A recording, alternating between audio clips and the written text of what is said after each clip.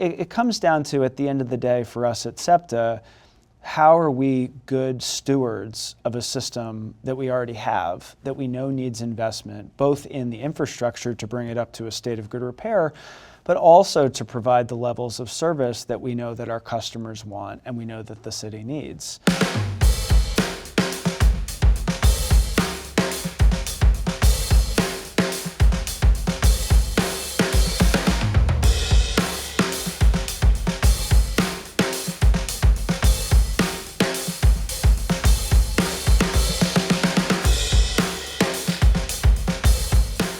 Hi, welcome to Currently from Electric Kite. My name is Becca Smith, and I'm really excited to be here today with Erik Johanson, who's the Senior Director of Budgets and Transformation at SEPTA. And for those of you who are not from Philly, that's our public transit authority here, the Southeastern Pennsylvania Transportation Authority. Erik probably knows SEPTA as well as anyone out there. He's worked there for over 15 years in multiple capacities, and he's here with us today to talk about how to advocate for public transit within multiple communities. Erik, we're excited to have you here today. Thank you for being on with us. Happy to be here. And knowing you, as I do, I know that you have been a fan of public transportation since you were quite small. Yeah, I grew up around transit. I grew up about 2 blocks from SEPTA's Wynwood train station out in Lower Merion, just west of the city. After I graduated from college, I moved back to Philadelphia, and I specifically picked a place to live right by our Market-Frankford line. And today, I'm raising a family right by one of our trolley lines, so transit is definitely in my blood. And I know you were recently telling us a story about taking public transit down to Phillies games in the 90s.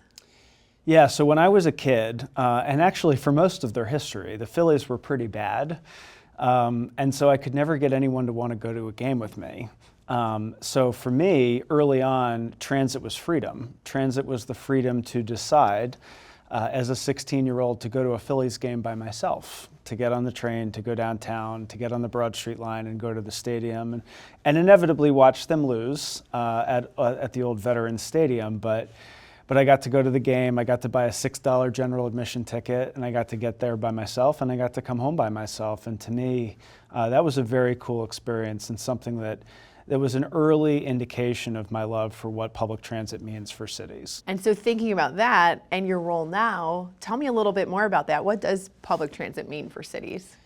Yeah, and so, public transit is one of those things that I think is often misunderstood and possibly even taken for granted, because public transit is really the lifeblood of a city. Let's take Philadelphia, for example. Philadelphia is a city of 1.6 million people on 144 square miles. 5% of all of Pennsylvania's landmass. But it's a very densely packed 5%, and that density results in economic productivity, and that economic productivity powers the entire state's economy. So on just 5% of the state's landmass, Philadelphia produces 41% of Pennsylvania's economy. And it's not just economic growth that cities and public transit provide. It's social mobility for people who may not otherwise have access to opportunities. It's environmental stewardship. It's the cleanest way to get around. Your carbon footprint on transit's a third of what it would be driving the same distance. And so the value proposition for public transit is really strong. And as I said, it's really the lifeblood of a city.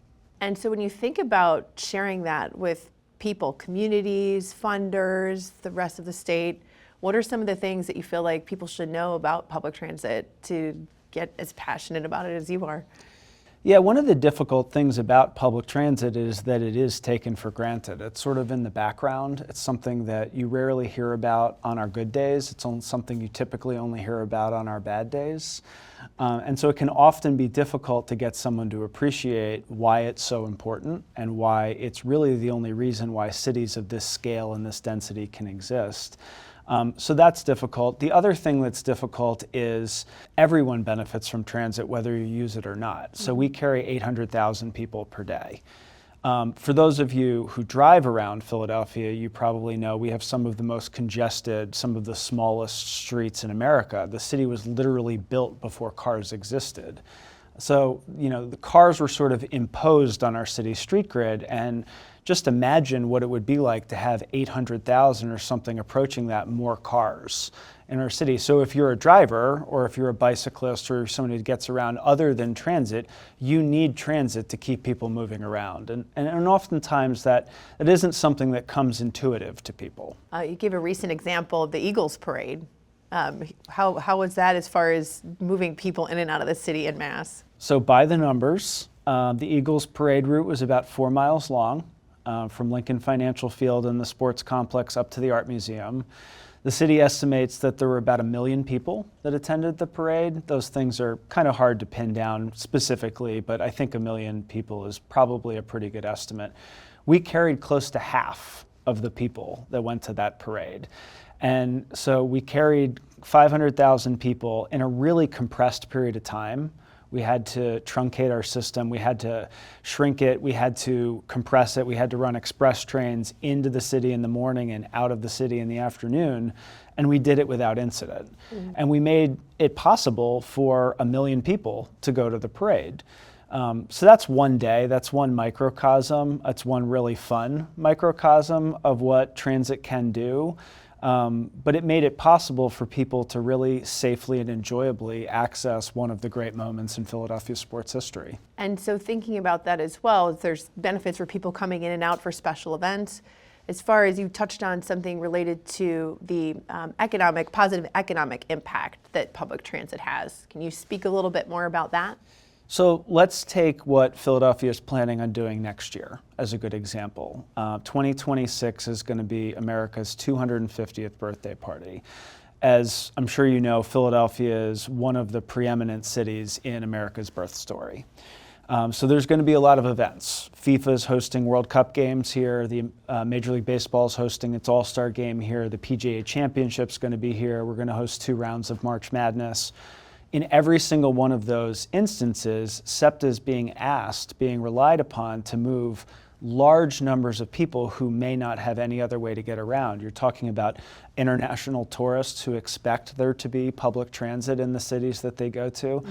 And frankly, when FIFA was picking the cities that it would host the World Cup in a couple years ago, they picked Philadelphia and said one of the reasons we're coming to your city is because you have the ability to move more than 20,000 people per hour on your Broad Street line. Mm-hmm.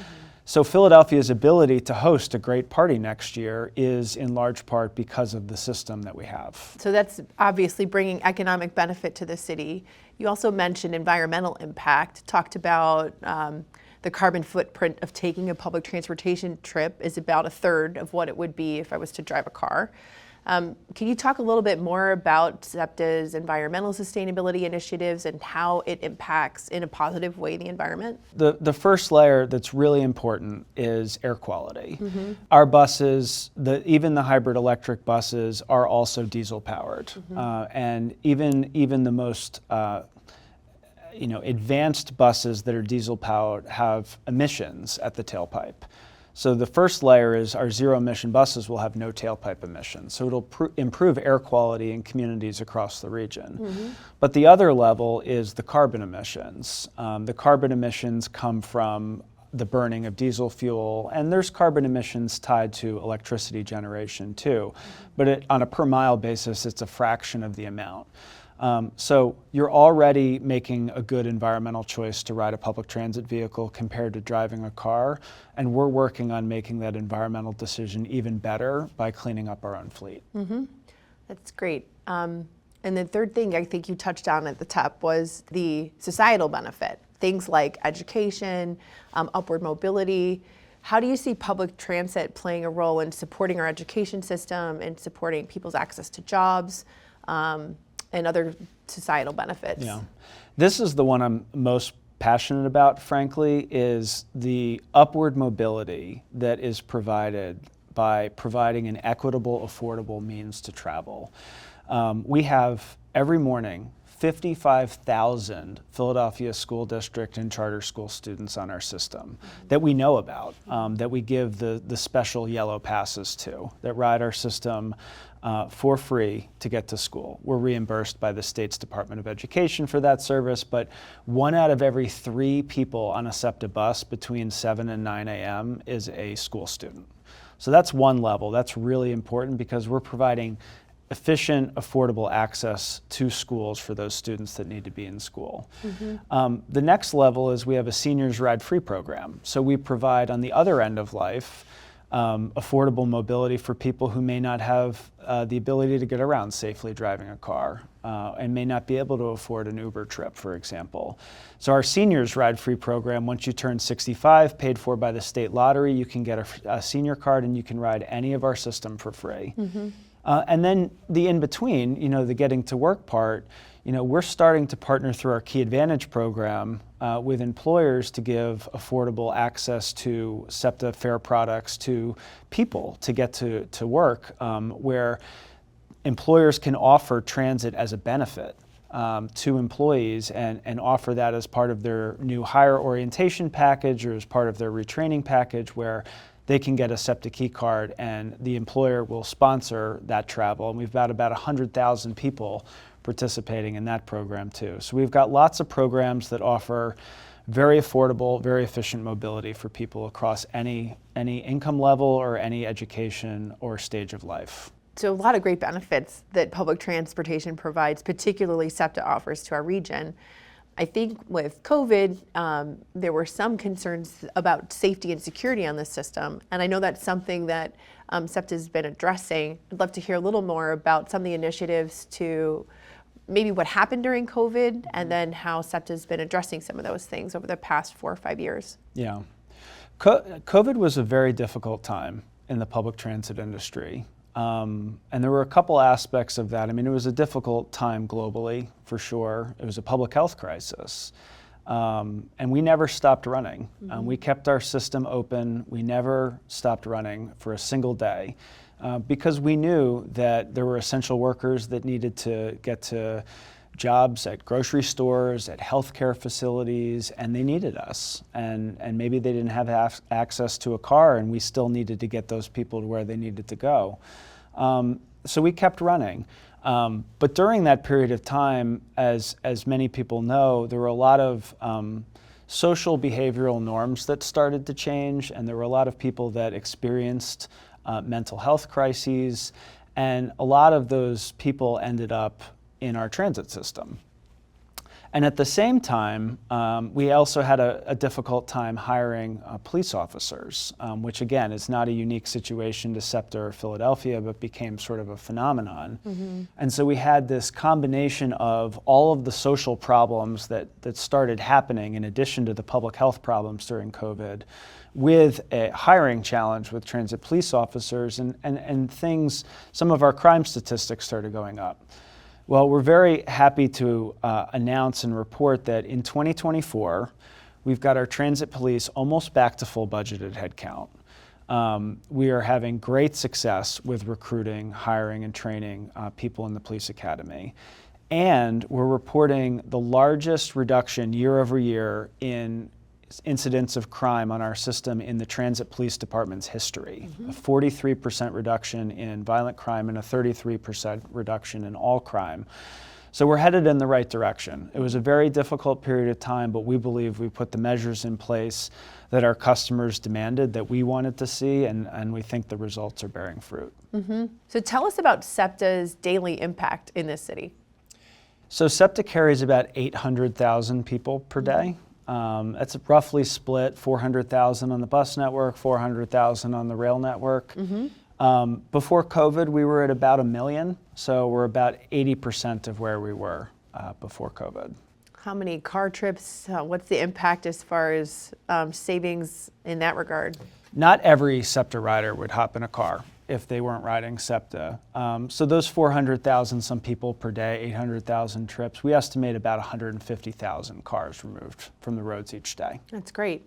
So with 400,000 people in our region taking SEPTA on a daily basis, there's a lot of people who don't, but still benefit from public transportation.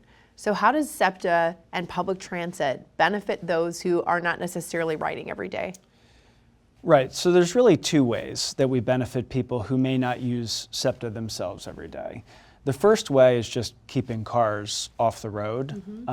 Those of you who may understand how congested I-95 and the Schuylkill Expressway, I-76 already are, we carry 60% more people on our system every day than I-95 and the Schuylkill Expressway combined.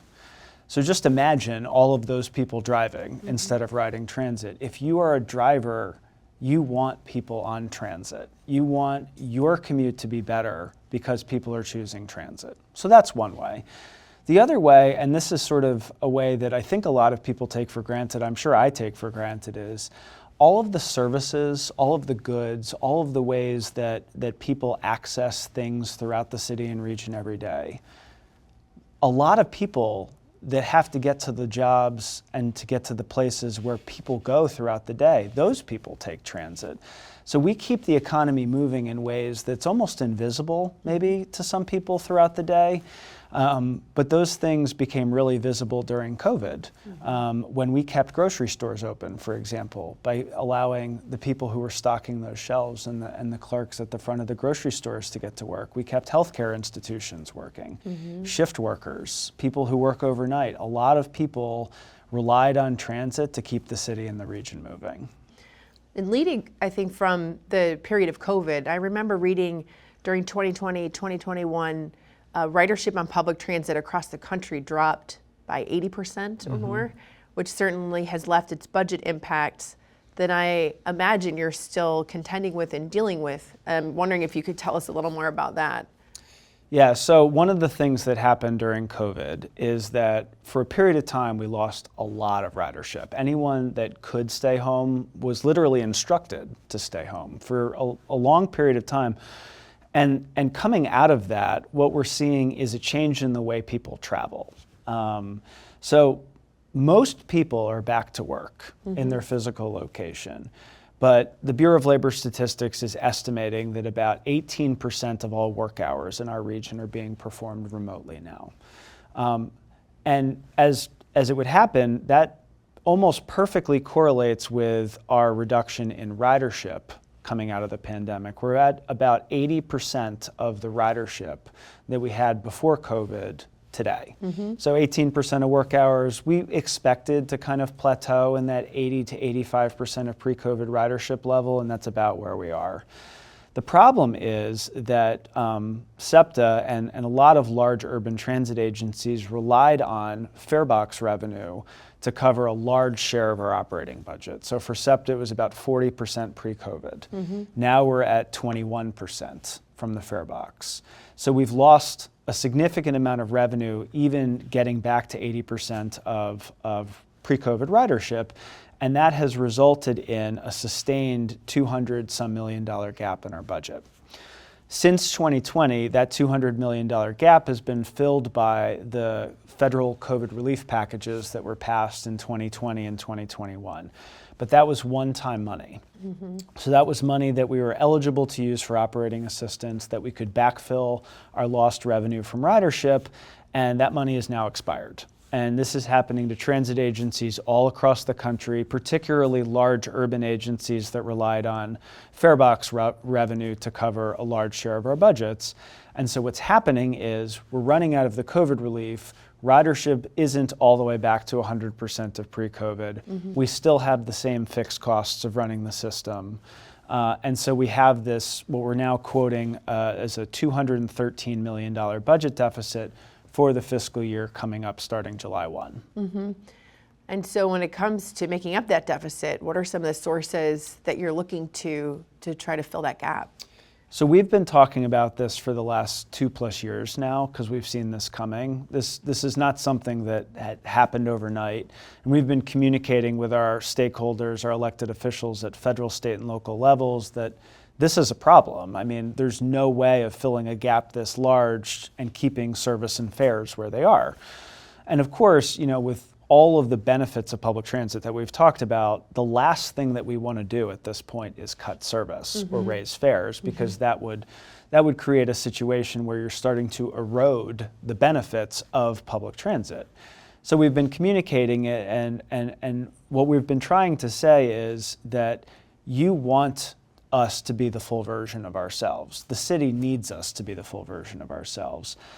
We do understand and we do recognize that we need to do our part to trim expenses wherever we can, and we're absolutely doing that. Anywhere that we can trim an expense without impacting safety, without impacting security, without impacting our levels of service, we're cutting those things. We're trimming back contract services, we're trimming back use of consultants, we're trimming back even certain benefits costs for employees. But we've reached a point where we've gotten that deficit about as small as it can get without the need for additional funding to fill the gap. Mm-hmm. And so what are some of the challenges when you're communicating the need for that funding in telling your story?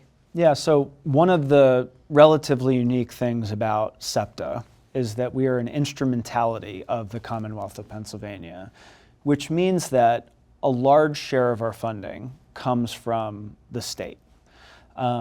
And for those who have been following the news, you probably can understand that we're one of several things that the state is contending with in its own budget negotiations. Education has been a big priority, for example. And so we need to go to our funding partners at the state and to some degree at the local levels to ask them to provide that additional operating assistance, which is just one of many things that they're contending with for additional funding at the state level. Mm-hmm. We are not the only entity that's struggling with structural budget deficits, and we understand that. So I think that the best thing that we can do is continue to educate our stakeholders on our value proposition, and to hope at the end of the day in the negotiations that wins the day. Mm-hmm. And so you have a lot of these conversations with elected officials, with state funders. What are some things that you have learned about telling SEPTA's story that you feel like have instructed how you communicate about SEPTA and its value proposition? Yeah, I've actually been pleasantly surprised by the reaction as we have these conversations. It's been interesting because it does require us to tell our story with people who know us very well, with legislators who grew up in the Philadelphia area, that rode SEPTA to school, that understand us probably as well as we understand ourselves, and legislators from other parts of the state that have the exact same number of votes that maybe never have ridden transit in their life. And we have to tell our story to all of those populations.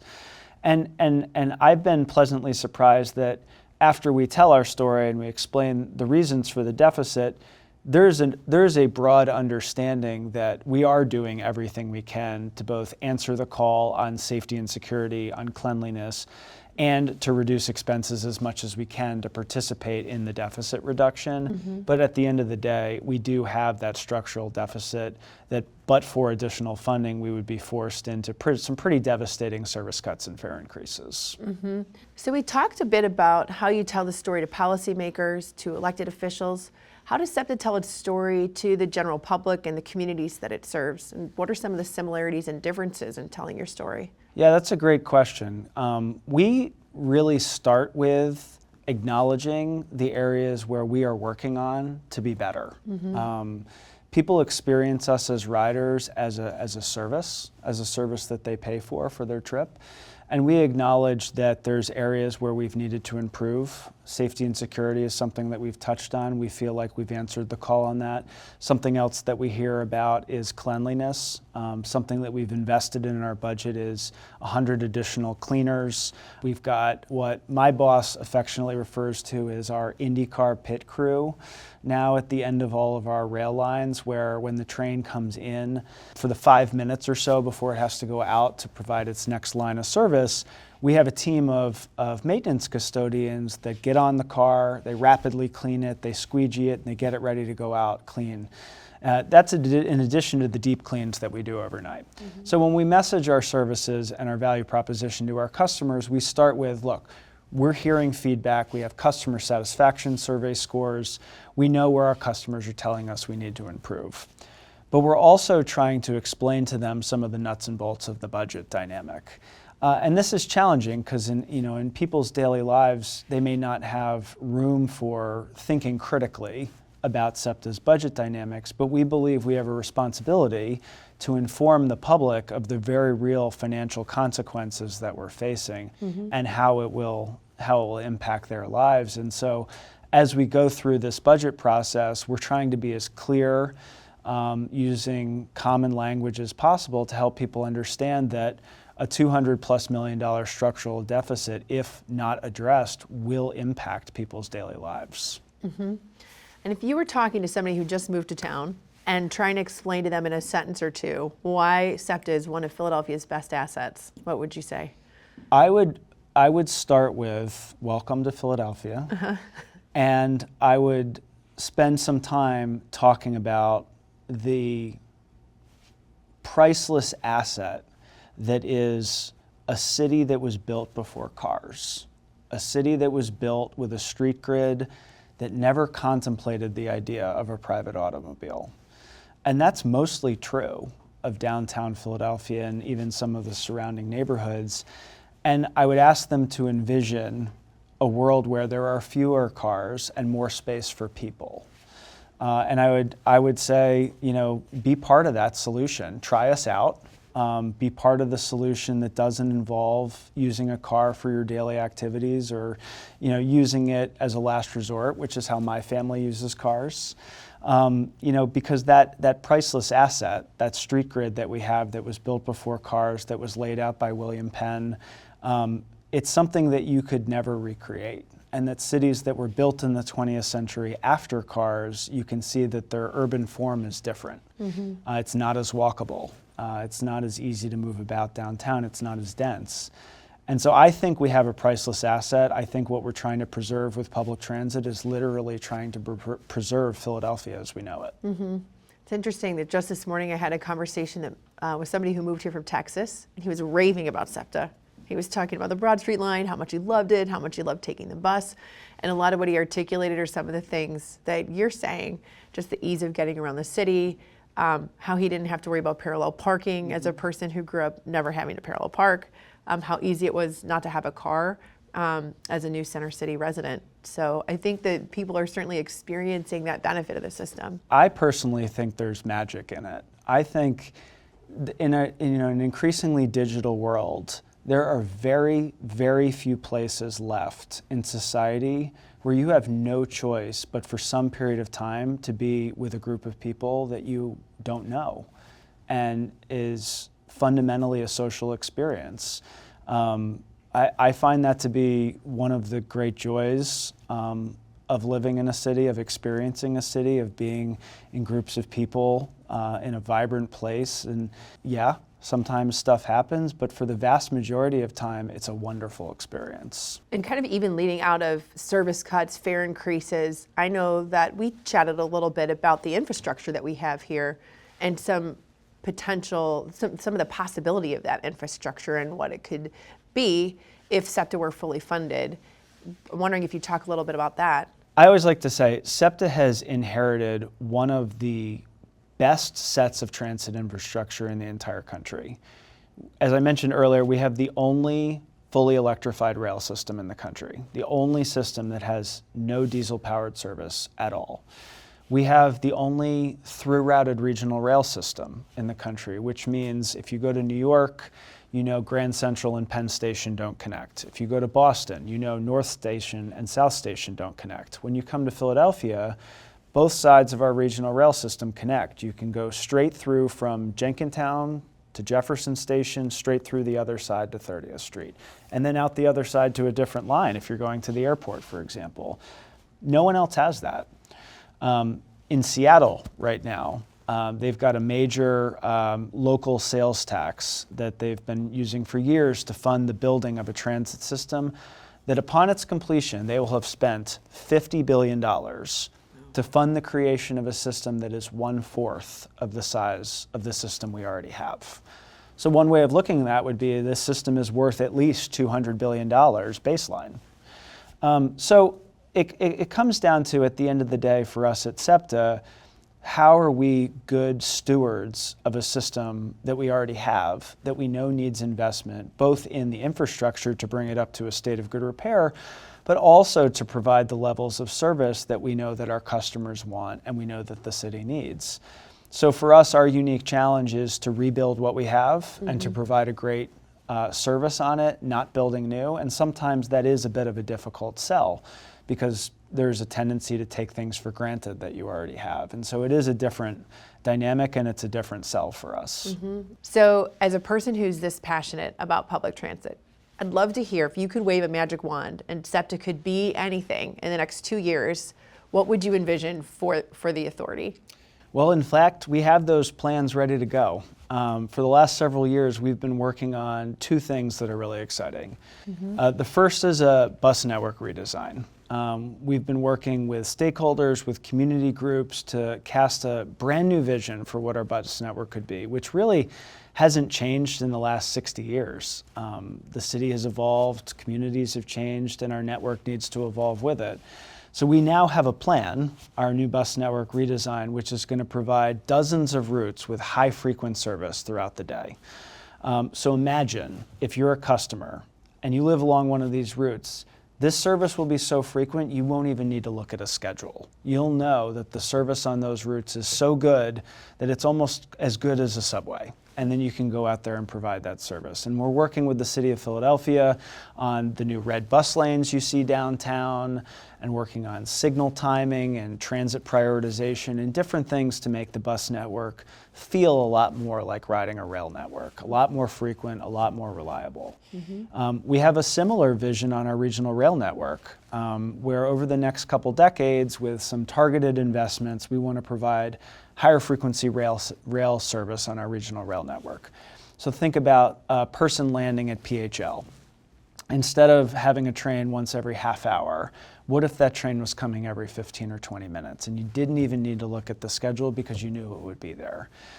We don't actually have that much further to go with our infrastructure to make those plans a reality. What we need is stable funding. What we need is the baseline amount of funding that'll give us the certainty to know that when we push go on those plans, the funds will be there to bring them to life. So we talked a bit about the possibility of a budget shortfall.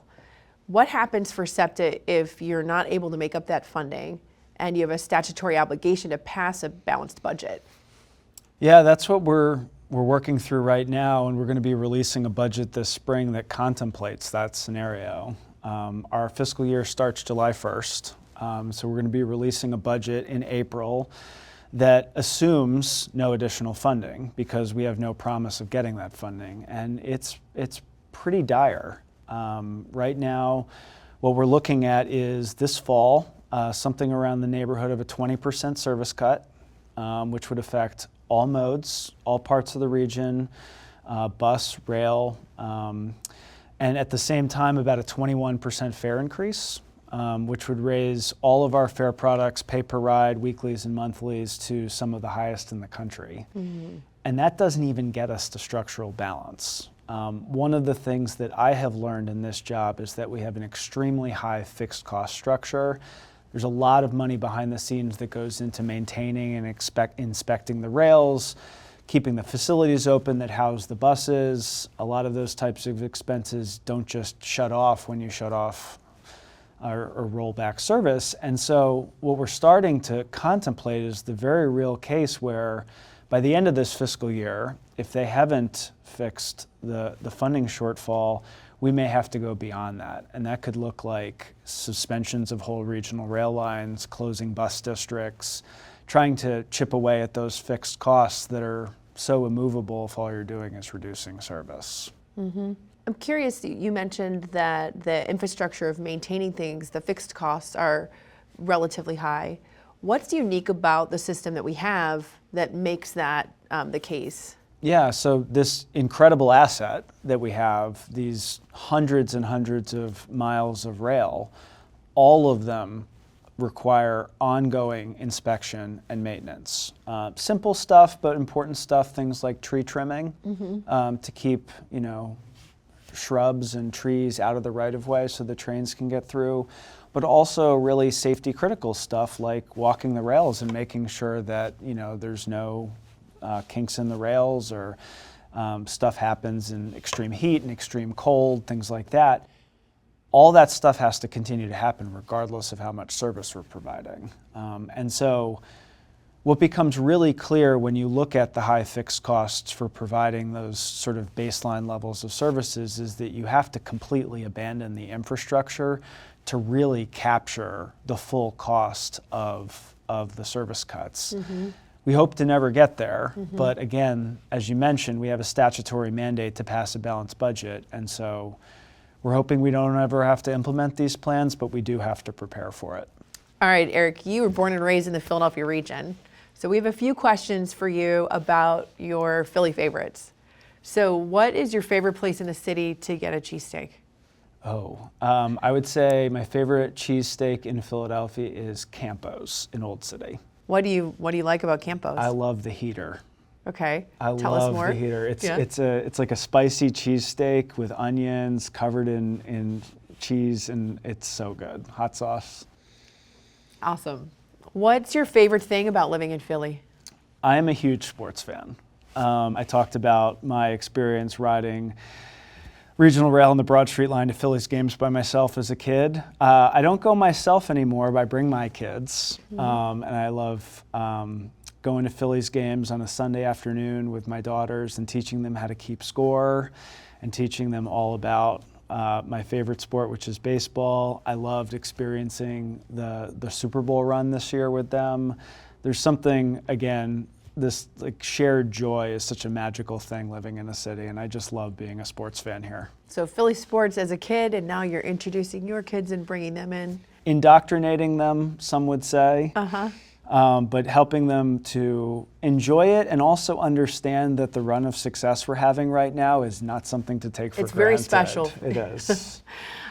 If you were going to speak to somebody that was new to the city and give them a few recommendations on what they should do and where they should go, what would you tell them?